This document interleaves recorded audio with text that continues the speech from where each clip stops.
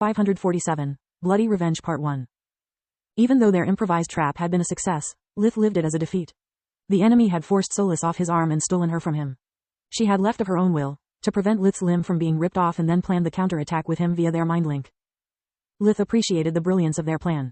It had created an opportunity and broken the slippery stalemate they had been stuck in, yet he didn't like it one bit. He had already spent one lifetime being robbed of everything and everyone he held dear. Lith wasn't willing to lose anything or anyone else. After losing Carl to a drunken driver, after almost losing Solus due to Nalir's scheming, Lith had sworn that as long as he drew breath, his destiny would be his own. Clean Slate had hurt Solus, and her pain was his pain. In Lith's eyes, Yasmo was Nalir back from the grave, attempting once again to take Solus away from him. Lith was happy the Balor couldn't die, because it meant there was no end to the pain he could inflict him. Solus did her part, forcing Yasmo to focus on his rotting body and almost forget about Lith's existence. When he darted forward, the Balor activated his other 4 eyes.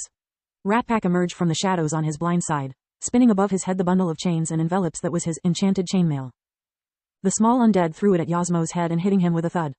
The chains melted over his face while the burning letters set the Balor's hair ablaze. The sudden distraction plus the close range made the elemental beam's trajectory telegraphed. Lith dodged them and struck at the white eye, pumping bolts of lighting inside of it so that they would strike the Balor's brain and burn the surrounding tissues. Yasmo screamed in outrage as his light wing went dark. It works. I knew not even Master so cruel to deceive Ratpack. Chainmail really is Balor's bane, he said as his coward's mantle made him ethereal again. Taking a cheap shot was one thing, facing Yasmo was another. Without the eye to store the light element, the white wing was no better than a pigeon's. Now only the black wing's jamming effect remained. Solus pushed forward with the last of her energy and spread the dark energies to the creature's lungs. Darkness fusion prevented Yasmo from feeling pain, but he still needed to breathe. His body wasn't able to follow Lith's speed anymore. The Balor extended his left arm to grab the ranger, only to have it deflected to the side as Lith struck at its exposed elbow with his own. No matter how strong the enemy was, joints couldn't be trained. With his right arm turned into a pulp and the left one shattered at an unnatural angle, Yasmo couldn't react when Lith moved behind him and ripped off his black and yellow wings. Solus's spells had corrupted his lungs to the point that he could barely breathe. After that, she focused the dark energy against the Balor's eyes until only empty sockets remained. Yasmo was helpless as a newborn in front of an adult as Lith removed his wings and then his legs. Are you alright, Solus? Lith asked as soon as she returned to him. Peachy, thanks. I'm just exhausted for going all out. I need to use invigoration or it will take me hours to recover. Take your time while I fix the last details. Lith took out the gatekeeper sword and opened a warp steps that sent Yasmo inside one of the closed cells. Lith couldn't afford to kill him, otherwise Danka would become even stronger by assimilating the Lish's life force that resided within the Balor's battered body. The Skinwalker armor was still inactive, but it had suffered only minor damages. The gatekeeper, however, seemed to be on the brink of shattering, so Lith placed it on a nearby silver table, waiting for his enchanted items to reactivate. Solus stored both the invisibility mirror and the clean slate sphere inside her pocket dimension, alongside with all the artifacts she had stolen from Yasmo while pretending to be under his control. They still bore his imprint and couldn't be used until he was alive. Only when she was sure that their defeated enemy had no way to harm them did she activate invigoration to refill her green mana core.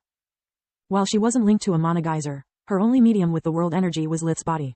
It made her recovery speed much slower than a normal awakened and put stress on her companion who had to absorb and refine the world energy for her.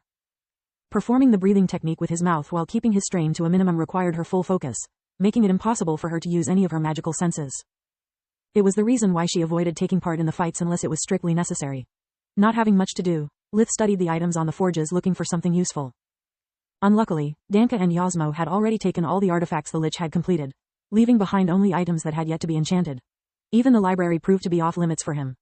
The translucent blue barrier didn't harm him but didn't let him reach the books either. I can't give it a try at cracking those protections until I know what happened to Zolgrish. If he comes back and finds me messing with his stuff, he will not be pleased. Lith thought.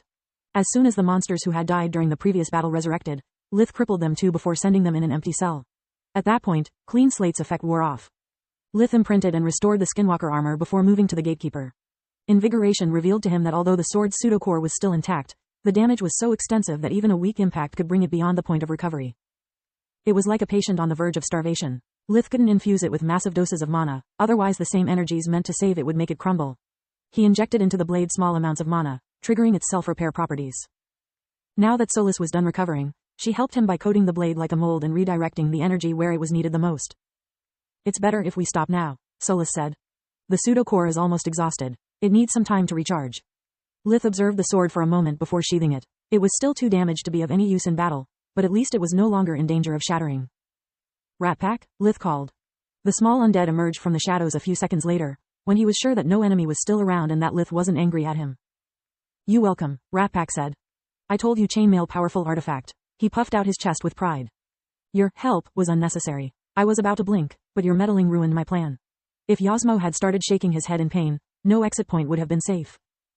You welcome, Ratpack didn't budge,